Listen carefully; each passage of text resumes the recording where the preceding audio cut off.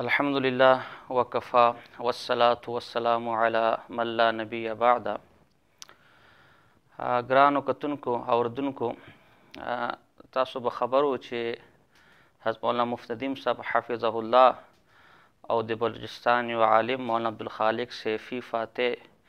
مابینس کې د مناظرې حوالې سره خبرې چلیږي. ما له ډېرو ملګرو ویلو چې چونکې سیفیت او بریلیت ستاسو خاص موضوع ده، نو ستاسو هم به دې حوالې سره څو خبرې وکړو. ما ورته اول دغه عذر پیش کړ چې بھئی زه خو ټول عمر مې په کراچۍ کې تېر کړی ده، دلته درسونه هم په اردو کې دي، کتابونه هم په اردو کې دي، تصنیف او تالیف هم په اردو کې ده، بیانونه هم په اردو کې دي، نو پښتو ژبې کې هغه شان د فصاحت نشته ده. خو بیا هم چې العبرة للمعاني لا للالفاظ، په دې اصول باندې یو څو خبرې به زه تاسو مخکې وکړم. مولانا عبدالخالق سیفی صاحب د څو ویډیوګانې ما اورېدلي دي، ټول نه یې زه پېژنم، نه مې د کتابونو تفصیلي مطالعه کړې ده. وندکرنګې نور سیپیان هغو دا بنیادي یو دعوه وي چې موږ سیپیان خو یو، خو دیوبندیان هم یو او بریلیان نه یو. نو مابین د سیفیت او بریلویت دا تقابل د عموم خصوص مطلق تقابل ده و نسبت، او مابین د دیوبندیت او د سیفیت د تقابل تضاد ده. دا عجیبه خبره ده، یو شخص چې سیفي وي خو دیوبندی به نه، او شخص چې سیفي وي نو بریلیت به لازمي وي، بریلی به لازمي. زه دا نه پوهېږم چې دا سیفیان د ځان نه بریلیت انکار ولې کوي او بریلیت ته ځان منصوبه ولې نه کوي. اصل حوالو د راتلو نه مخکې به زه دغه اصولي خبر تاسو مخکې کوم چې ګوره چې ته د نسبت د کومې فرقې کوم مسلک طرف لکایې، نو هغې فرقې هغې مسلک اصولي خبرې به هم ته منې او هغه فرقې او د مسلک اکابر به هم تسلیموې. مثلا یو شخص ځان ته قادیاني یی، نو هغه به قادیاني والا تسلیمیږي چې کله هغه د مرزا غلام محمد قادیاني ته عقایدو نه متفق وي، د مرزایت د اکابر نه متفق وي. یو شخص ځان له بریلی یی، نو هغه به والا بریلی جوړیږي چې د احمد خان بریلي په مذهب وي، هغه په عقایدو وي. که هغه په مذهب هغه په عقایدو نه وي، هغه نه مني، نو هغه بیا بریلیت، بیا قادیانیت، بیا روافضیت، بیا دیوبندیت، سیفیت، دغه نسبتونه دوکه او دجل ده. یو شخص ځان ته پاکستانی یی خو پاکستان قانون نه تسلیموي، پاکستان آئین نه تسلیموي، پاکستان حکومت نه تسلیموي، نو هغه بیا ځان ته د آئین مخالف وي او د آئین باغي وي، نو هغه بیا پاکستانی ځان نسبت نشي کولی. اندکرنګې چې یو کس ځان ته سیپي یی، نو د سیپیانو اکابر، د سیپیانو نظریات، د سیپیانو علما سره به متفق وي. یو شخص د ځان ته بریلی یی، نو ځان له به د بریلیانو عقاید تسلیموي، هغو سره به متفق وي. دا خبره چې وشوله، اوس زه اصل مقصودي خبر ته راځم. دا ډېر په غور واورو چې کوم شخص سیپي وي نو هغه به بریلی وي. په دې باندې ما ډېر د تفصیل سره ما مضمون شایع شوی ده، دا ترجمان احناف رساله ده، دې کې ما مضمون شایع شوی چې بریلوي هی سیفي ہے، او په هغې کې ما ډېر حوالې ورکړي دي چې دا د دو دجل ده چې ځان ته سیپیم یی او بیا ځان نه د بریلیت انکار هم کوي. و خبر ته زه وکړم، د ما بعضې ملګري به دې خفه کېږي ما چې زه دا ویډیو جوړوم، ځکه عبدالحی لکھنوي رحمه الله، مولانا عبدالحی لکھنوي رحمه الله به رفع و تکمیل کې د امام غزالي په حوالې سره، د امام نووي په حوالې سره دا لیکلي دي چې د چا غیبت او چا پسې بد رد وینا جایز نه دي، خو شپږ صورتونه داسې دي دلته غیبت او بد رد وینا دا مستثنا دي، جایز دي. هغې کې یو صورت دا هم ده چې د چا ملا د فتنې نه او هغه د ګمراهۍ نه ته خلک آګاه کوي، نو په دې موقع کې بدعت، په دې موقع کې غیبت او رد بد ورپسې وینا دا نه صرف جایزه ده بلکې واجب ده. نو ما دغه ویډیو په دې اصول باندې ده. اوس زه څو حوالې درکام چې دا سیپیان کلم کله بریلویان دي او هغه ټول عقاید مني چې کوم د بریلیانو دي، اور مولانا احمد خان بریلي سره په نظریات کې 100% متفق دي، بلکې دومره دو لیکلي دي چې څوک مولانا احمد خان بریلي په قاعدو په نظریاتو نه وي نو هغه سیپي نه ده. دا د ما سره دو ټولو نه مستند کتاب هدایت السالکین ده، د پیر سیف الرحمن، هغه دا اول ایډیشن ده، طبع اول ده، د صفحه نمبر 284 کې د احمد علی شاه سیفي د خپلو خلفا چې کوم د خلیفي دي هغو فهرست یې ورکړې ده. هغې کې صفحه نمبر 284 باندې مصنف کتب کثیره محمد علی شاه سیفي نومې لیکلی ده. گویا دا محمد علی شاه سیفی، احمد علی شاه سیفی د کراچۍ والا دا د پیر سیف الرحمن په خلیفو کې شامل ده او جید خلیفه ده. د کتاب د حسام السیفیه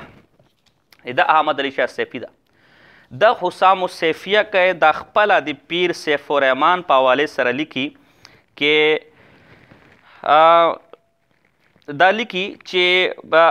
اور باعتبار اساتذہ کے نہ میرا استاذ کوئی دیوبندی ہے نہ بریلی کا رہنے والا ہے، یہ مطلب نہیں ہے کہ ان عقائد سے ہمارا کوئی تعلق نہیں، کیونکہ بریلی کی علماء کے عقائد و معمولات اہل سنت و جماعت کے ہیں اور حضرت مبارک کے عقائد و معمولات بھی اہل سنت و جماعت کے ہیں، جبکہ دیوبند کے علماء کے عقائد و معمولات خارجی وہابی عقائد ہیں۔ تو حضرت مبارک اور حضرت احمد رضا خان دونوں حضرات اہل سنت و جماعت کے عقائد و معمولات کے حاملین اور حنفی بریلوی ہیں۔ دا یہ چې مو استاذانو کې نه دیوبندی ده نه بریلی ده، خو چونکې دیوبندیان خارجیان دي معاذ الله وهابیان دي ځکه مو دیوبندیان نه یو، او چونکې چې احمد رضا خان بریلی اور بریلیان دا اهل سنت والجماعت دي ځکه د بریلیانو او مو عقیده یو ده، مو د بریلیانو په مذهب بیا باندې یو۔ او پیر سیف الرحمن په حوالې سره لیکي د حضرت مبارک نے کئی مواقع پر اعلیٰ حضرت یعنی حضرت مبارک په ډیرو موقعو باندې اعلیٰ حضرت یعنی احمد رضا خان بریلی کی تحسین فرمائی، هغه تعریفونه کړي دي اور ان کی دین حق و مذہب اہل سنت و جماعت کی خدمات کو خلوص دل سے سراہا۔ او احمد رضا خان بریلی چې دین د پر کوم خدمات هغه تعریفونه کولو، اور ایک مرتبہ فرمایا اگر ہندوستان میں اعلیٰ حضرت نہ ہوتے تو یہ سارا علاقہ وہابیت سے متاثر ہوا ہوتا۔ پیر سیف الرحمن دا خبره کړې ده که به د هندوستان کې احمد رضا خان بریلوي نه وی نو د ټول هندوستان به وهابي شوی وی۔ نو د پیر سیف الرحمن چې هغه په نسبت ته ځان ته سیفیه یا سیفیان ځان ته سیفیان یی اب کلم کله بالفاظ دغه یی چې د ما مغه عقاید و معمولات دي چې کوم بریلیانو ته چې کوم احمد رضا خان بریلی ول او که احمد رضا خان بریلی به د خطې کې نه وی نو د ټوله هندوستان به دا به وهابي شوی وی او دیوبندیان خارجیان دي وهابیان دي ما عقیدې د هغو سره نه ملاویږي۔ اندغه احمد علی شاه او دا پورا کتاب د احمد علی شاه سیفی د علماء دیوبند په کوپر لیکلی معاذ الله چې ټول دیوبندیان کافران دي، خاص کر د هغو اکابر حضرت مولانا شاه اسماعیل شهید رحمه الله، حضرت مولانا رشید گنگوئی صاحب رحمه الله، حضرت مولانا خلیل احمد سانپوری صاحب رحمه الله، حکیم الامت حضرت مولانا شریف علي تھانوي صاحب رحمه الله، دا ټول کافران دي او په خپل کتابونو کې نبی اکرم صلی الله علیه وسلم توهین یې کړې ده۔ اندا خبرې به دا احمد رضا خان بریلی کوله۔ اندا کرانګې دا احمد علی شاه سیفی یو بل کتاب دا مجموعه رسائل د ما سره دې جلد دوم دا دویم جلد دا او صفحه نمبر 291 دا صفحه نمبر 291 کې دا لیکي چې مو د پارا احمد رضا خان بریلوی حجت تا یا غیر مسلک حجت تا۔ آج کے عہد میں اس قسم کے اختلافی مسائل میں ہم اہل سنت کے لیے امام اہل سنت اعلیٰ حضرت فاضل بریلوی رحمۃ اللہ علیہ کا قول فیصل ہے۔ نن په زمانے کې مو اهل سنت د پاره چې کوم قول فیصل دا د چوک ثالث حیثیت کې سره مو پیژنو هغه احمد رضا خان بریلوی ده، دا قول د مو د پاره فیصل قول دا د مو ثالث ته مو په دې په نظریه او د په عقیده نو تاسو د پاره خو ثالث احمد رضا خان بریلوی ده، تاسو څرنګه د بریلیت نه انکار کو؟ انده کرانګه د ما سره کتاب د انوار رضا دا انوار رضا د لاهور نه شایع شوی او چې پیر سیف الرحمن کله مړ شول نو هغه په څلوېښتې باندې دا کتاب سیفیانو شایع کړی، به دغه کتاب باندې د پیر سیف الرحمن زوی او ګڼو سیفیانو تقاریز دي تاییدات دي هغو په مشورې هغو په اجازه د کتاب شایع شوی ده۔ دې صفحه نمبر 25 کې د پیر سیف الرحمن قول نقل کوي او د کتاب باندې د پیر سیف الرحمن زوی تایید ده چې دا کتاب بالکل صحیح ده او دې کې د ما پلار او د ما د مسلک او د سیفیت عقیدې لیکلی شوي دي۔ دې کې د پیر سیف الرحمن بارے کی لکھی آپ نے اعلیٰ حضرت امام احمد رضا خان بریلوی کی عظمت یوں بیان فرمائی کونے کہ پیر سیف الرحمن د احمد رضا خان بریلی عظمت بدک رنگ کے بیان کرل چې آلت ولی کامل کہ آلت ولی کامل ول عاشق رسول بے مثال عالم اور مجاہد تھے، عاشق رسول ول بے مثال عالم ول اور مجاہد ول، وہ امام وقت خپل وقت امام ول اور مرد کامل تھے، ولایت کے اعلیٰ مقام پر فائز تھے چې د ولایت اعلیٰ مقام باندې پایز ول۔ میں یعنی پیر سیف الرحمن عقیدے په اعتبار عقیدے، مذہب په اعتبار مذہب، قوم په اعتبار قوم چې عام پښتون ملزم پښتون اور علاقہ په اعتبار علاقے چې عام دی افغانستان و زم چې افغانستان ہر اعتبار سے ان کے موافق ہوں بہر اعتبار سرا د پیر سیف الرحمن کا عقیدہ میں یا کا قوم میں یا کا ملت میں یا کا مذہب میں یا زد احمد رضا خان بریلی سره متفق یم نو تاسو پیر سیف الرحمن خو به هر اعتبار سره چې احمد رضا خان بریلی سره متفق تا نو تاسو څرنګه دی بریلیت نه انکار کو انده کرنګه د صفحه نمبر 40 باندې لیکلی دی چې پیر سیف الرحمن د احمد رضا خان بریلی باندې کې یای اعلیٰ حضرت رحمۃ اللہ علیہ ولی کامل عاشق رسول بے مثال عالم اور مجاہد تھے وہ امام وقت اور مرد کامل تھے وہ ولایت میں اعلیٰ مقام پر فائز تھے آپ اپنے وقت کے عظیم و فقی بے مثال محدث و مفسر اور جامع المنقول والمعقول تھے میں ان کی شخصیت سے انتہائی متاثر ہوں زد شخصیت نے انتہائی متاثر آیم میں عقیدے مذہب قوم اور علاقے ہر اعتبار سے ان کے موافق ہوں اور ان سے کوئی اختلاف نہیں بلکہ ان کے فتاوی رضویہ سے خوشہ چینی کرتا ہوں ماد احمد رضا خان بریلی سره هیڅ اختلاف نشتا بلکہ 10 سره د کتابونو ز استفاده کوم د ستاسو مشر لیکل ده انده کرنګ دغه کتاب صفحه نمبر 74 باندې ډیر ځینو کې دو حوالې ورکړي پیر سیف الرحمن د احمد رضا خان بریلی باره کې صفحه نمبر 74 باندې لیکلی دي چې اعلیٰ حضرت احمد رضا خان بریلی کے متعلق آپ کا تاثر دی پیر سیف الرحمن عقائد نقل کری چې احمد رضا خان بریلی بارے کے استاسو سے تاثرات تھی دا اور تلی کی اعلیٰ مولانا احمد رضا خان بریلوی رحمۃ اللہ علیہ کو میں اس نظر سے دیکھتا ہوں کہ اگر وہ نہ ہوتے تو یہ سارا خطہ وہابیت سے بھر جاتا احمد رضا خان بریلی په دې علاقے کې نه وی دا ټول علاقہ به وهابي شوی وی وہ ولی کامل عاشق رسول هغه خبرې چې کومې خبرې زړې تېرې شولې انده کرانګې صفحه نمبر 135 باندې صفحه نمبر 135 باندې د خلیفہ دا میاں محمد حنفی سیفی دا میاں محمد حنفی سیفی هغه کس ته د پیر سیف الرحمن ورته ویلو چې ته ما به خلفا کې داسې که څرنګه صدیق اکبر به صحابو کې صفحه نمبر 135 باندې لیکلی دا کہ پیر د کوم د میاں محمد حنفی چې کوم خلیفہ ول هغه دا پیغام لکھی میرا پیغام یہ ہے کہ کامیابی کا راز اللہ تعالیٰ نے عقیدے کی پختگی میں نپا رکھا ہے اس لیے جس قدر ممکن ہو ہر شخص اہل سنت کے عقیدے پر پختگی اختیار کرے اکابر اولیاء اور صلحاء کے طریقوں کو اختیار کرے حضرت شاہ عبدالحق محدث دہلوی حضرت مجدد الفسانی شیخ احمد فاروقی سرہندی اعلیٰ حضرت امام رضا بریلوی اور حضرت اخندزادہ پیر سیف الرحمن خراسانی رحمہم اللہ علیہم اجمعین کے عقائد و نظریات پر سختی سے کاربند رہے دا دی پیر سیف الرحمن اغا خلیفہ قول دا چې کوم پیر سیف الرحمن وی چې ما به خلیفہ کو دا سے کڅرنګ ابوبکر صدیق په صحابو کې دا یی چې د احمد رضا خان بریلی د عقاید او په نظریات باندې سختی سره پابندی وکړو اغا عقاید او نظریات د اهل سنت والجماعت دي انده کرانګه دا السیف الصارم دو د سیپیانو ماهانه دا رساله دا ترجمان رساله دا چې هر میاشت لاهور نه شایع کیږي د کې دا جلد نمبر 4 دا شمار نمبر 3 دا مارچ 1999 دا دے کے صفحہ نمبر 4 باندې لکھی امام اہل سنت شاہ احمد رضا خان رحمۃ اللہ علیہ تاسو په سیپیانو په نظر کې خو احمد رضا خان بریلوی امام اہل سنت ول تاسو دغه سترنګ انکار کو زه در معنی حیران یم انده کرنګې دو یو بل رساله دا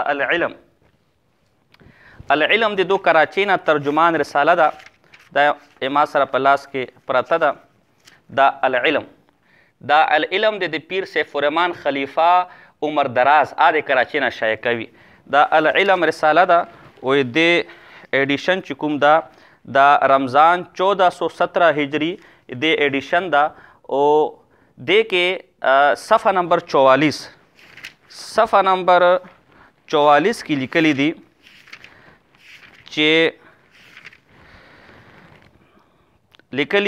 چې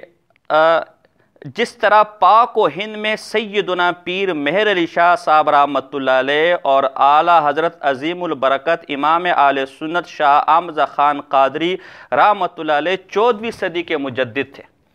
نو استاسو خدا د پیر سیف الرحمن خلیفہ او سیپیان دا یی چې احمد رضا خان بریلوی د 14ویں صدی دا مجدد ول او تاسو چې مو احمد رضا خان بریلی په مذهب نیو مو احمد رضا خان بریلی منونه مو بریلیان یو نه دا استاسو یو بل کتاب دا استاسو د صوبہ سرحد سیف المؤمنین علامہ ضیاء اللہ شاہ سیپی هغه کتاب دا او هغه صفحه نمبر 187 دا 187 کې دا لیکي چې په اصول کې مابین بریلوي او مابین دیوبندي هیڅ اختلاف نشته ده. صفحه نمبر 187 لیکي کې اصولو کې او په اصول عقاید کې د دواړو فرقو مکمل اتفاق دی. صفحه نمبر 87 یعنی دیوبندیانو او بریلیانو په اصولی عقاید کې دواړو اتفاق دی، بالکل اتفاق دی. چې دا دواړه یو دي نو بیا د دیوبند طرف له نسبت کوو او د بریت نه انکار کوو دا ولې انده کرنګې دا تاسو د پیر سیف الرحمن چې کوم خلیفه د کراچۍ کې نثار صوفي نثار د جماعت اکرام مسلم رساله شایع کړې ده. د اکرام مسلم په آخره کې د لیکلي سالکین کې له چند ضروري کتب یعنی کوم چې سیپیانو سره بیت دي او د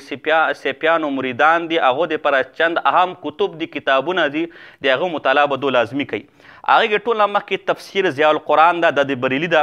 بیا د احمد رضا خان بریلي تفسیر و ترجمه د نعیم الدین مرادآبادي دا بریلی ده.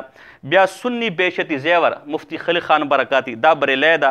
بیا دې لاندې ونه کې د شروع کې دوه درې کتابونه د بریلیانو لیکلي، دې کې یو کتاب هم د دیوبندیانو نشته ده.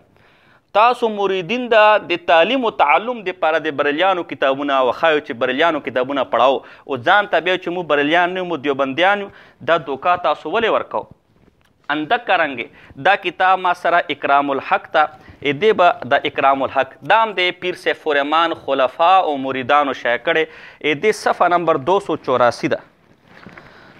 صفحه نمبر 284 کې دا لیکي چې حضرت العلام والحبر القمقام حامی السنة قامی البدعة بقیت السلف حجت الخلف مولانا الحاج المولوی احمد رضا خان صاحب دا دومره غټ غټ القابونه د احمد رضا خان بریلي ته ورکړي دي او تاسو بیا مې چې جی مو بریلیان نه یو جی مو دیوبندیانو. انده کرنګې دا کتاب دا تحقیق العارفین داندې د پیر سیف الرحمن د مریدانو ده. دې صفحه نمبر 20 باندې احمد یار گجراتی چې جال حق بریلی ته جال حق باندې کې شرکیه کتاب لیکل د شرکیاتو نه او بدعتونو نه ډک ته او د علماء دیوبند باندې کوپر د شرک پتوی او د ګستاخي پتوی لګولې هغه احمد یار گجراتی له بده کتاب په صفحه نمبر 20 کې حکیم الامت لیکي. او د کتاب صفحه نمبر 75 باندې نعیم الدین مرادآبادي چې احمد رضا خان بریلی خلیفه ول او د المهند ردی لیکلی ول او علماء دیوبند ته کلم کلی کافر ویلو هغه له مجاهد اهل سنت لیکي. نو دا ټول کتابونه داسې نور کتابونه هم تاسو له پیش کولی شم. دا ټولو کتابونو کې دو ټوک انداز سره دا لیکلی چې احمد رضا خان بریلی هغه د مو د هغه قول د مو دپاره فیصل ده. پیر سیف الرحمن لیکي چې مو هغه سره هر اعتقاد کې هر عقیدې کې مو سره اتفاق لرو، مو سره اتحاد لرو. دا ټول د اتفاق او اتحاد لري. نو نن تاسو څرنګه دنه انکار کو؟ دا کلم کله منافقت نه ده چې کتابونو کې ورسره راځي او به بیانونو کې او به جلسو کې ورنه د بریلت نه انکار کو. او یو سیپي تر اوسه پورې دا څومره کتابونه ما پیش کړلو یو سیپي تر اوسه پورې دو کتابونو انکار نه ده کړی. دا چیلنج ده د یو ذمہدار سیپي مالا د نن سبا چړي مړي نه یو ذمہدار سیپي مالا وښایو چې دو حوالو انکار یې کړی وي دغه تردید یې کړی وي چې دو غلط لیکلی ده. نو په کتابونو کې تاسو د احمد رضا خان بریل نه اتفاق ساتو. تاسو پیر سیف الرحمن چې هر اعتبار سره د دین اعتبار سره د مذهب اعتبار سره د قوم اعتبار سره زه د احمد رضا خان بریلي سره یم. هغه خلفا لیکي د مو دپاره حجت او مو دپاره فیصل او مو دپاره ثالث احمد رضا خان بریلي ده. نو نن تاسو څرنګه د بریلت نه انکار کو؟ دا کلم کله دوکا نشوله. نو دا خو پیله چې کومه دعوا وه چې هر سیپي دا بریلی ده. د هغې په حوالې سره ما یو څه نه حوالې درکړلې، نورې حوالې هم شته، زه به انشاءالله بیا بلې ویډیو کې هغه حوالې هم درکم. اوس بله دعوا چې سیپیان دیوبندیان نه دي بلکې دو دیوبندیان ته کافر یی به دې به څو حوالې تاسو له درکم عام په غور واورو. خبره ما دویمه دعوا دغه وه چې دو ځان ته دیوبندیان یی د سیپیان د دوکه ده. ځکه دیوبندیان خو دو په نیز کافران دي. نو تاسو ځان ته کافران یایو، تاسو خلکو له دوکه ولې ورکوو چې تاسو دیوبندیان یو، تاسو دیوبندیان تو کافران یو، تاسو سیپیان. دا د ما سره چې احمد علی شاه سیپي د پیر سیف الرحمن د خلیفه مطلق چې ټول نه غټ اعزاز وي ستاسو د پیر سیف الرحمن په نظر کې دا د هغه استاد عبدالخالق آغا صاحب استاد چې کوم استاد ده د هغه پیر بایي ول دواړو پیر یو ول. دا حسام السیفیه کتاب پورا د ریوند والا د تبلیغی جماعت علماء دیوبند کلم کله علماء دیوبند ته دغه کافر ویلي او ټول دیوبندیانو چې دا کافران دي مرتدین دي ګستاخان رسول صلی الله علیه وسلم دي. دا یو کتاب واخله. بل العلم، دا العلم حواله مخکې ما درکړې وه چې کوم العلم رساله ده د صفحه نمبر 49 ته. صفحہ نمبر 49 کی لکھی کہ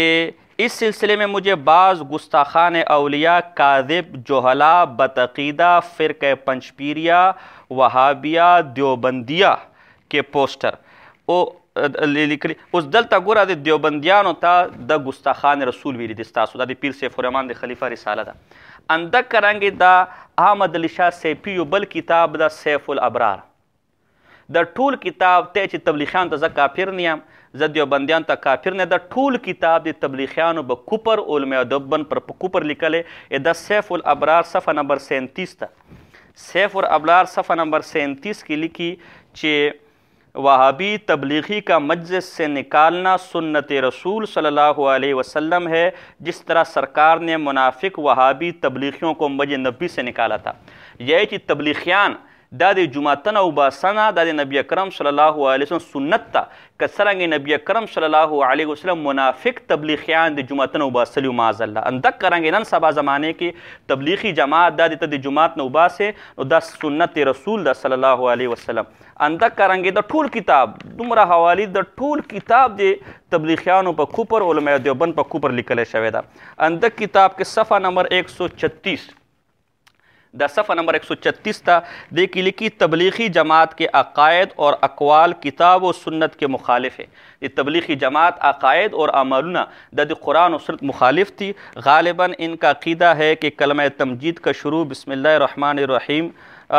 سے نہیں کرنا چاہیے کیونکہ بسم اللہ کلمہ تمجید کے ساتھ مکتوب نہیں ہے. ان کا عقیدہ عین حضرت صلی اللہ علیہ وسلم پر اعتراض ہے. دو عقیدے خراب ہی دی اور نبی اکرم صلی اللہ علیہ وسلم نے اعتراض نہ کی. اندہ کریں گے صفحہ نمبر 225 ماندے صفحہ نمبر 225 ماندے دا بیا یو لسٹ ورکړی دا دا ګوره دا لسٹ ورکړی چې تبلیغیانو وهابیانو او د دو ګمراهکون عقاید دا ټول کتاب دا پورا کتاب د تبلیغیانو د علماء دیوبند په کوپر باندې لیکلی شوی دا. نو ته څرنګه چې زه دیوبندیانو ته کافر نه یم یا زه دیوبندیا یم یا زه تبلیغي جماعت ته کافر نه یم، دغه یو بل کتاب ستاسو سیپیانو دغه احمد شاه سیپي حق چغه دا په پښتو کې د حق چغه د کتاب دا د صفحه نمبر 13 د 10 صفحې باندې دا لیکي چې پویا شي د دې زمانه بعض گستاخان دیوبندیان وهابیان پنجپیریان نجدیان دا ټول د خوارجو قسم دي. یعنی د دیوبندیان د ټول معاذ الله د خوارج دي. دا درته لیکي دی نه د ټول دیوبندیان ته استاد مشر او استاد سیپیانو د مشر او تر اوسه پورې یو ذمہدار سیپي د تردید نه شای کړي دا دیوبندیان ته خوارج وي. او اندغه فتوی ته لاګی مفتی ندیم صاحب باندې صفحه نمبر 23 باندې دا لیکي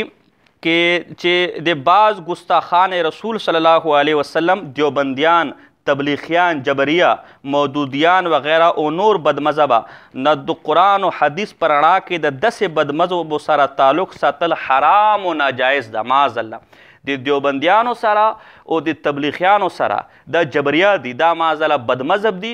دو سره تعلق ساتن دا حرام و ناجائز ده. استاسو مشیران استاسو اکابر علماء دیوبند ته کافران یی، علماء دیوبند ته گستاخان یی، تبلیغیانو ته کافران یی، تبلیغیانو سره نسبت او تعلق حرام ګڼي. استاسو نن سبا په پېښور کې او بلوچستان کې د دوکې ورکو چې موږ تبلیغیانو ته هیڅ سمجھو موږ خپله دیوبندیانو. او مولانا عبدالخالق سیپي صاحب ستا خپل بیان دی ما سره موجود ده د هغې کې ته د تبلیغیانو مشر ولی کامل حاجي عبدالوهاب صاحب رحمه الله ته بغیرت یې. نن په دا اخته یې چې زه ځم سوي په اجتماع ده د دین غم اخستی یم په سوي کې د دین کار ته توجه کوم لار نه کېږي پر موټرانو باندې ملایان هم روان دي د مجاهد په نامه باندې هم خلک ګرځي دعا ته بیله دعا چوکیان دي مسجد کې به دعا نه کوي سوي ته به دعا ته روان دغه دین دی. اوس یهودو غم اخیستی دي یهودو ته دعاوې کوي خدای یهود را مسلمانان کړي خدای دې یهودي داسې بې غیرته مسلمان نه کوي تبلیغي کاکا لکه څه چې دغسې بې ننګه او بې غیرته دې الله نه جوړوي لکه طارق جمیل واجي عبدالوهاب چې و دغسې بې ننګه او بې غیرته دې الله نه جوړوي لکه طارق جمیل وایي عبدالوهاب چې وه مال کافران د ژبې نه دي خلاف د څومره غټه کنځله ته تبلیغي جماعت ته ورکړله ستا استاد غلام حضرت له دې نن څوک بې غیرت وایي زه د نه معذرت غواړم زه درته ورته نه یم زه د نه سوال کوم یا پیر سیف الرحمن ته څوک بې غیرت وایي ته به یې برداشت کوې ته به دا خبره برداشت کوې ته د تبلیغیانو جماعت او تبلیغي جماعت چې ټول نه غټ مشر ده چې هغې په جنازې کې لکونو خلک موجود وو دومره غټ هغه ولی کامل و ته هغه ته بې غیرت یې او ته بیا زه تبلیغي جماعت ته یې سم نه یم دا خو دغسې شول زه تا له کنځلې وکړم بیا درته زه خو عبدالخالق صیفي ته یې سم نه یم نو خلکو له دوکې مه ورکوو خلکو له دروغ مه یایو تاسو بریلیان یو ما حوالې درکړلې او تاسو علماء دیوبند ته کافر یو ټول سیپیان علماء دیوبند ته که تاسو تبلیغي جماعت ته کافر نه یو بدمذهب ورته نه یو ګمراه ورته نه یو جبریه ورته نه یو نو بیا دا غلام حضرت شاګرد ایاز سیفي دا د مفتي دین صاحب سره به څه خبرې مناظرې کولې نو ځکه د خلکو له دوکه مه وخت ډېر شول ما مختصر دغه حوالې درکړل د خلک وګوري چې دو علماء دیوبند دو ځان نه د برت نسبت کوي د احمد خان بریلي سره بقایدو کوئی متفق دی و خبره او دوما علماء دیوبند او تبلیغي جماعت دود کافر یي او زه چیلنج کم چې یو ذمہدار عالم د پنجاب او د سند مالا سیپیانو ذمہدار اکابر کې چیړې مړي نه د نن سبا دا مالا وښیي چې دو کتابونو او دو حوالې تردید کړي که ته سیپي یې نو احمد خان بریلي سره به عقاید کې به اتفاق کوي کنې بیا سیپي نه ځکه سیپیانو خو لیکلي چې سیپي هغه ده چې احمد خان بریلي سره به عقایدو کې اتفاق کوي یو هم خبره او که ته دیوبندی نو تو سیپیانو په فتوې په لړا کې ته بدمزه وایې ته کافر یې خپله سیپیانو به ستا فتوې لګولي چې تا سره تعلق جوړنه او تعلق کېښونه ده حرامه ده او که ته چې نه زه دیوبندی یم نو بیا به دو اکابرو ته په نوم د سیپیانو اکابر دي نوم په نوم پیر سیف الرحمن احمد علی شاه سیپي صوفي نثار او دا نور چې کوم درته وښلو دو تایید کنندګان دو ټولو ته به کافر یې ځکه ستاسو دا اصول په کتابونو کې لیکلې چې څوک کافر ته کافر نه عام کافر ده نو که علماء دیوبند کافر نه دي نو ستا دغه مشران ورته کافر یې نو ته به دول اوس کافر یې چې دو مسلمان له کافر یې ته د مفتی ندیم صاحب باندې اعتراض کوي چې هغه مسلمان ته د شرک نسبت کوي د کفر نسبت کوي نو دا ته خپل اکابر نه ګوري چې دو د شرک نسبت او کفر نسبت اکابر ته کوي دلته تعالی د خوارجو فتوې او د ګمراهۍ فتوې تعالی نه یادېږي بله خبره مفتی ندیم صاحب تعالی بار بار یې چې میرے بھائی راشه ما سره مناظره وکړه ما سره کښېنه او ته ورته چې نه ماله به مخکې پلانکې امتحان راکړې ماله به مخکې پلانکې امتحان راکړې ماله به مخکې پلانکې امتحان راکړې دا څه اصول د مناظرې دپاره نه ده دې نه مخکې د سیپیانو مناظرې د مابین دیوبندیانو شوي دي د دیوبندیانو سره د غیر مقلدونو مناظرې شوي دي د اکابرو هم شوي د اصاغرو هم شوي یو مناظرې مثال و نظیر ته ماله راکړه چې هغې کې چې د دغه شرط یې لګولی چې مخکې به ماله امتحان راکړې دا څه درسي دا څه مدرسه خو نه ده چې داخلي دپاره امتحان نه راځي بل امتحان له به معیار څه کېږدي ځکه د علم رشیدیه کې څه اصول ده دا ما سره رشیدیه پروت ده دې کې خو اصول دغه لیکلی ده چې مناظرې دپاره به څه وي مناظرې دپاره به صرف نو امتحان نه وي ان یکون المناظران متماثلین مناظرې دپاره دواړه مناظرین په علم کې برابري بس دغه پکې شرط ده اوس د علم د برابرۍ لپاره علامه څه ده ځکه علم خو یاز مقوله کیف ته یاز مقوله اضافت ته یاز مقوله کم ده او درې وړه صورت کې نه حد مشترک معلوم شته کیفیت ته نو پکې تفاوت ته او که اضافي ده نو امر اعتباري ده دې دپاره علامه به صحیح علامه چې کوم ورته ته کېږدې مجهول ته شرط مجهول ده مبهم ته شرط مبهم ده دا جایزه نه ده بله خبره ته بار بار دا چې زه به پلانکې مفتی ندیم سره ځکه مناظره کوم چې ما د پلانکي شي امتحان راکړي پلانکي شي امتحان راکړي زه ونه پلانکي امتحان اخلم پلانکې ګوره دا انسان فطرت نسیان ده انسان په فطرت کې نسیان ده ته ځان ته مفتی علامه شامی رحمه الله په مقدمه شامی کې لیکلي د انسان معنا روی عن ابن عباس رضی الله تعالی عنه انه قال سمي انسانا لانه اهد الیه فنسي وقال الشاعر لا تنسين تلك العهود فانما سميت انسانا لانك ناسي انسان ته انسان ځکه ویلی شي چې هغه کې نسیان وي هغه خبره ویره شي او ته ورته چې نه پلانکي شي امتحان پلانکي شي امتحان نو دې دپاره خو استحضار کامل پکار ده دا د انسان د فطرت نه خلاف ده ته یو شي د وجود دپاره شرط کېږدې د هغه شي د نقیض وجود او دا باطل ده نو باطل شرط خو څوک نه مني نو ځکه دا شرط غلط ده هو دې دپاره علامه شته علامه دغه ده چې په دې عرف کې مو په ملک کې عالم هغه ته ویلی شي چې مدرسې سند ورسره وي. دا مدرسې سند د شهاده ده، دا علامه ده، دا نشانی ده د دا شخص په مروجه علوم کې ماهر ده، دا عالم ده، دا مناظره هم کولی شي، دا درس هم کولی شي، دا تصنیف هم کولی شي، دا جهاد هم کولی شي، دا درسونه ورکولی شي، بیانونه ورکولی شي. نو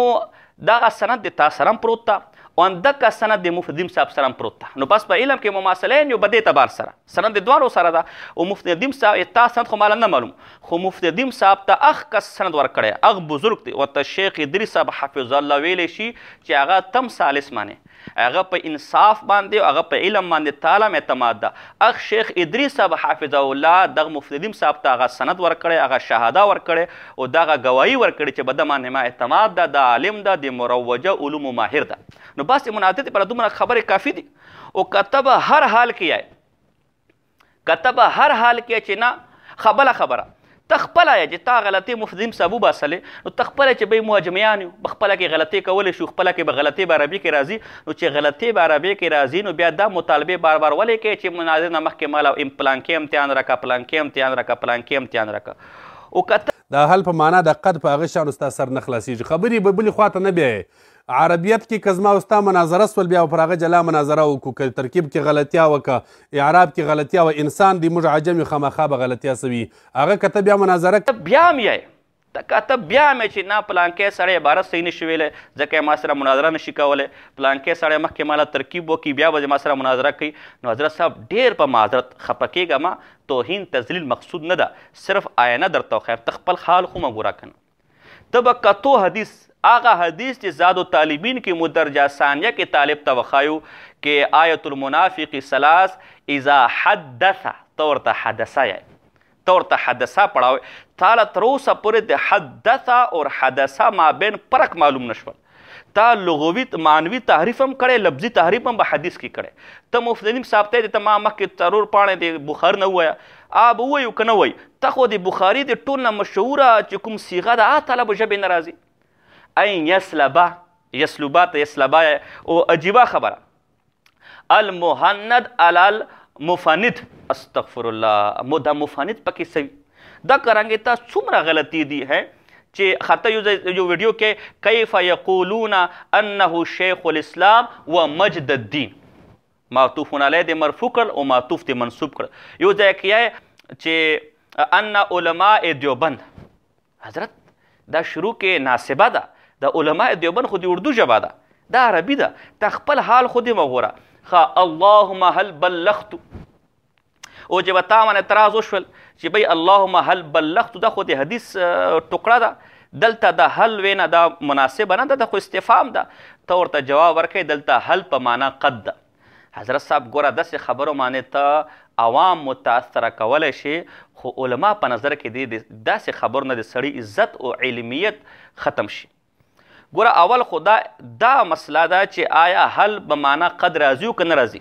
د علما نحویین به دې کې سخت اختلاف ده. زمخشري یی چې هل قد په معنی راتلی نشي او که قد په معنی ویمم نو شروع کې حمزه استفهام یا به لفظي وي یا به تقدیري وي. چنانچه هل جاء زیدن که صرف معنا په قد جاء زیدن وي دا مثال درست نه ده،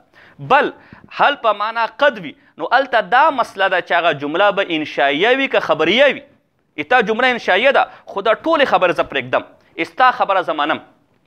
چې تا هل په معنا قد واخیستل. دا قد خو د تحقیق دپاره بدلته وي که نه یار. نو تا زه درته د بلاغت غټ غټ کتابونه نه وښیم. دروس البلاغه، دا دروس البلاغه د بالکل رابعه درجې کتاب ده. دې کې به تا پړاو کړی وي چې کله خالی ذهن وي مخاطب نو هغه له به عام فهم عبارت راوړي، تاکیدونه پکې به نه. او کله که مخاطب انکاري وي یا شاکی وي نو هغه انکار او شک د وجې نه مته کلام به تاکید سره راوړي. بیا د څومره غټ انکاري وي عمره مضبوط تاکید وي. نو که هل دلته په معنا قد ده او قد د تحقیق ته مخاطب د الله سره، نو مطلب ته شول یا الله ته خو د دې خبر نه انکاري یا ته خو به دې خبرې کې شکی، خو زه درته یم چې تحقیق ما ده ته خبره ورسوله. استغفرالله، الیاذ بالله. دا څومره غټ کوپر شول، نو حضرت دا یو طرف ته دعوې کوي چې ما له ترکیبونه وکړو ما له عبارت ووایو او زه به صرف ونه کې د نه امتحان اخلم او بر طرف ستاسو خپل حالت داسې دا خبرې مناسبې نه دي. زه خو ځان ته یم چې علامه سیوطي رحمه الله ویلي دي په خپل کتاب کې آداب الفتیا دغه کتاب دغه کې دا باب قایم کړی لا ادري نصف العلم. زه خو عاجز سړی یم، زه خو ځان ته دایم، زه دا غټې مټې دعوې نه کم. ځکه دغه دعوې هسې په زورې دعوې دي، هسې لږ وخت ضایع کول دي. تم مولای ام مولای اصولي اختلاف علم غیب حاضر ناظر دو شینو کې دي دوله کښېنه او خپله کې مناظرې وکړو. د المهند المفند کې د هند او د پاکستان د المهند المفند کې د هند او د پاکستان د المهند المفند کې د هند او د پاکستان علماء السوء اغضر على الناس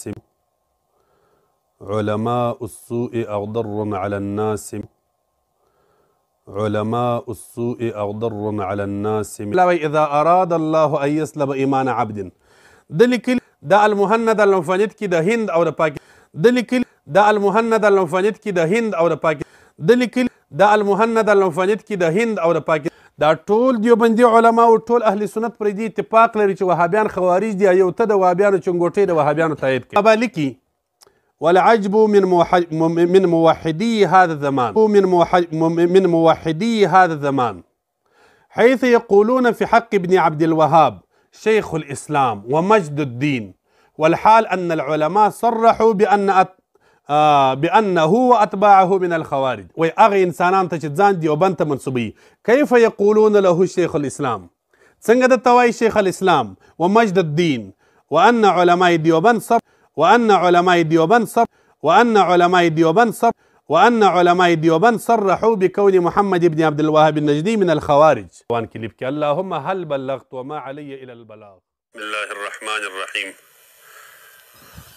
فقد قال النبي صلى الله عليه وآله وصحبه وبارك وسلم آية المنافق ثلاث إذا حدث كذب او كما قال عليه الصلاة والسلام. چې چپا خوله مخوځوه سمې خبرې وکه. اذا اراد الله ان يسلب ايمان عبد عند الموت سلطه على ولي يؤذيه. امام شافعي الموت سلطه على باندې انسانیت نسته. که تا د انسانیت خبرې کولی ما به د انسانیت ګرویر سره کړی وای، خو ستا سره چې هر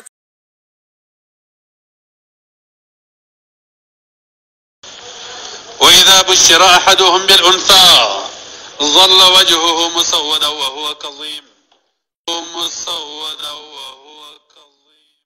دویم آخري خبره ضمني خبره او په قرآن کې د څومره غلطۍ کړي دي. اخو د مو سهیل اکاني صاحب رور ده هغه ویډیوګانې کله کله مله راځي، اخو خپله زه به مرګور ته وایم چې دې سره ولګو. آخري خبره تا اوس د ټولو خبرو کې محمد بن عبدالوهاب نجدي خبره ونیوله. تیجي محمد بن عبدالوهاب نجدي تایید وکړل مفتي دا وهابي او دا خوارج شول او دا خارجي شول. ګوره مفتي صاحب ډېر ناانصافي کوي، ته ډېر ناانصافي کوي. اول ستا بیان د ما سره پروت ته ته چې په دې زمانې کې څوک مفتي نشته ځکه مفتي دپاره اجتهاد شرط ده. نن خو مفتي شته نه، د چا په نامه ده، د مفتي په نامه ده. علما ناستې بې ادبي دې معافي، مفتي شته نه. مفتي چیرې و؟ د مفتي دپاره خو اجتهاد شرط دی. ته اصول شاشي وګوره، ته نور الانوار وګوره، ته مسلم الثبوت وګوره. د مفتي دپاره خو شرط دا دی چې مجتهد به وي. نن مفتي چیرې و؟ قسمه دې بې ادبي دې معافي، زه خپله مفتي یم. قسمه دې بې ادبي دې معافي، زه خپله مفتي. نو علامه شامي یا ډاګی بابا یا ته یا کوړې والا چې عبدالوهاب نجدي محمد بن عبدالوهاب نجدي خلاف فتوی وخای اسه مجتهدین دي،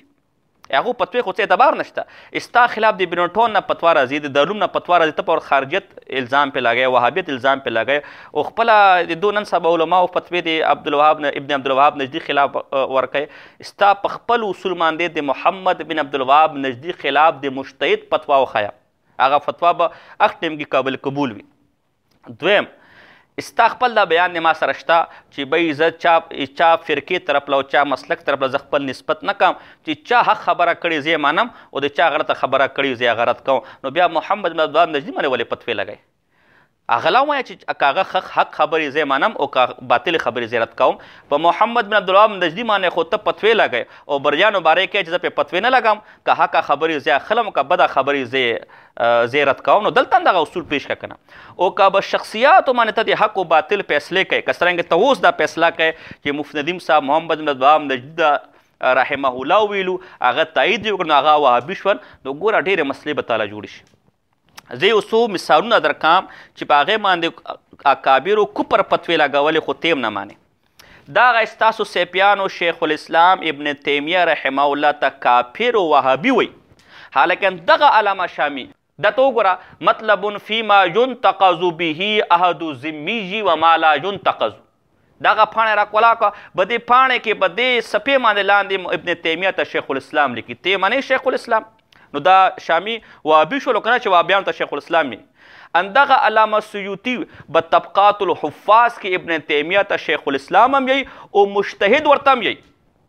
حالکه ستاسو مشران او ما په خیال کې ته ورته هم ابن تیمیه ته وهابي او خارجي یي. نو ولې دا علامه سیوطي رحمه الله خارجي شول؟ تا به خپل بیان کې ویلي چې د مفتی ندیم صاحب ته به ما باندې لعنتونه کوې، به ذات باندې او به شخصیه باندې لعنت نه کېږي، به وصف باندې لعنت کېږي، ته د نبي اکرم صلی الله علیه وسلم د حدیث خلاف کار کوي. حالکه دا ما سره کتاب دا الرد علی المتعصب العنید المانع عن ذم یزید د ابن جوزی رحمه الله. په دې کې به یزید باندې شخص یزید ذات یزید باندې لعنت هم کړی او د کفر فتوا هم پې لګولې ده. نو ستا په نظر کې خو دا هم خارجي شول. انده کرنګې ابن عربي رحمه الله خلاف ته ورته هم رحمه الله یې، ته ورته هم ولی کامل یې.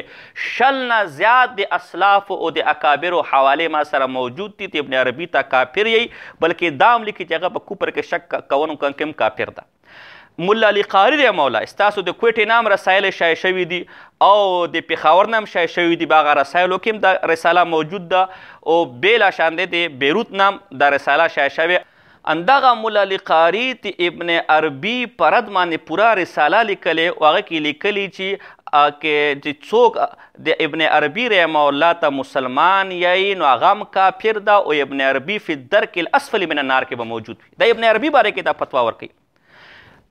دغه ابن عربي رحمه الله علامه عبدالعزیز پرهاروي په خپل کتاب کې لیکي چې ابن عربي فرعون غوندې کې کتی کافر چې هغه کفر و خدایي دعوه به قرآن کې موجود ده، هغه ته مسلمان وي. نو که فرعون غوندې کې کتی کافر ته ابن عربي مسلمان نی، کافر نشول، وهابي نشول، خارجي نشول، نو محمد بن عبدالوهاب نجدي به کفر باندې د قرآن آیت نازل شوی ده. که هغه له څوک مسلمان وي نو هغه څرنګه وهابي او کافر او ګمراه او پلانکې او ډنګاړی شول. دا مولا علی قاري رحمه الله ستا ما یو بیان اورېدلی ده، هغه بیان کې ته یې چې څوک د نبي اکرم صلی الله علیه وسلم والدین ته کافر یې هغه وهابي ده. انده کرنګې دغه خبره ستاسو سیپیانو هم لیکلې ده د سیف الابرار کې، او انده کرنګې رسایل کې د احمد علی شاه سیپي چې څوک نبي اکرم صلی الله علیه وسلم مور پلار ته کافر یې هغه وهابي ده. مو ورته هم کافر نه زه ورته مسلمان یم، خو ما سره دومره اکابرو د اسلافو حوالې دي، بلکې شیخ عبدالحق محدث دهلوي خو کلم کله لیکلی ده چې متقدمینو ټولو دا عقیده وه چې نبی اکرم صلی الله علیه وسلم مور پله کافرانو. ملا علی قاري پوره یو رساله لیکلی معتقد ابي حنیفه، ادلة معتقد ابي حنیفه، چې د ابو حنیفه رحمه الله نظریه د نبی اکرم صلی الله علیه والدین په باره کې هغه کې د علامه سیوطي رد یې کړې ده چې نه علامه سیوطي چې نبی اکرم صلی الله والدین ته مسلمان مؤمن یې د غلطه ده. د امام ابو حنیفه نظریه هم دقه وه چې نبی اکرم والدین مسلمان دي او امام نظریه هم دقه ده. نو ولې مولا علی قاري رحمه الله دا خارجي وهابي ده؟ دقه رنګې دا د ما په لاس کې ابن کثیر رحمه الله البدایه والنهایه ده، جلد نمبر د 6 ده. دکی لیکي چې منصور حلاج رحمه الله دا ساحر ول کذاب ول خبیث ول او د په کفر باندې پوره امت اجماع ده. ته ورته هم ولی الله یا منصور حلاج ته زه ورته هم یم، اما اکابر هغه په دفاع کې کتابونه لیکلي. نو چې په چا په کفر باندې اسلافو اجماع کړی هلته د ولی الله یې او محمد بن عبدالوهاب نجدي په کفر باندې خو نه اجماع ده نه مجتهد فتوا شته. د متاخرینو بعض فتوی دي، بعض اقوال دي چې ته هم فتوی نه مانې، ته مفتی نه مانې. نو هغه انکار څرنګې د کفر ایمان او د خوارج او وهابیت علامه شوله او تفریق شوله د څوک هغه کافر نه ماني وهابي نه ماني هغه به وهابي شي ځکه به شخصیاتو باندې د حق و باطل فیصله مه کوه کنې زه به درته دومره شخصیات وښیم یو څو مې درته وښیلو دومره شخصیات به زه تعالی وښیم چې اسلافو ورته کافر ویلي بېدین ویلي خبیث ویلي دي ورته ولي الله یې نو هغو په منځ کې خو بیا تم وهابي او تم خارجي او تم د حق نه وتلی او تم بیا کافر چې کافر ته کافر نه د حق و باطل فیصله عقاید کوي مفتی ندیم صاحب تعالی بار بار یی چې ما سره به عقایدو خبره وکړه عبدالوهاب نجدي یا محمد عبدالوهاب نجدي څه دا سنده پرېږده اوس راشه عقاید اصل چیز عقاید دي ته د هغه سره رابطه وکړه مناظرې له کښېنه عقاید طی کړو عقایدو باندې خبره وکړو چې په عقایدو باندې خبره وشي بیا ورسره د محمد بن عبدالوهاب نجدي باره کې هم خبره وکړه هغه باندې ورسره مناظره وکړه اوس ته تېښتې دپاره خوامخه شخصیات مه راوړه عربي مه راوړه صرف و نو مه راوړه سپا خبره ده چې سیفیین او بریلی ما حواله درکړلو او دیوبندیان دیوبندیانو ته کافر یې تا سیفیان او تبلیغیانو ته بېغیرت یې ستا خپل بیان ده او ستا کابر ورته کافر یې ځکه ستا نه ما خواسته خفه کېږه ما زه ډېر په اخلاص باندې څو خبرې ستا په خدمت کې ما په عوامو خدمت کې او ستا په خدمت کې وکړلې د خلکو وخت مه ضایع کوه تم لګیا ویډیو خلکو وخت مه ضایع کوه مخامخ کښېنو که نه مخامخ کښېنو خبرې وکړو حق و فیصله او باطل فیصله به عوام خپل په خپله وکړي دغه ستاسو د عوامو نه ما خواسته دا ویډیو په غور باندې وګورو او د علماء حق علماء دیوبند سره ستاسو کلک ودرېږو او سیپیان چې کوم بریلیان دي او به باطله دي به بدعت دي او د زموږ اکابرو علما ته وهابیان او خارج او کافر ورته یی په کتابونو کې هم لیکلي په بیانونو کې او علما حق او عوامو کې دو بدعات راچ کوي دونه ځان وساتو وما علینا الا البلاغ المبین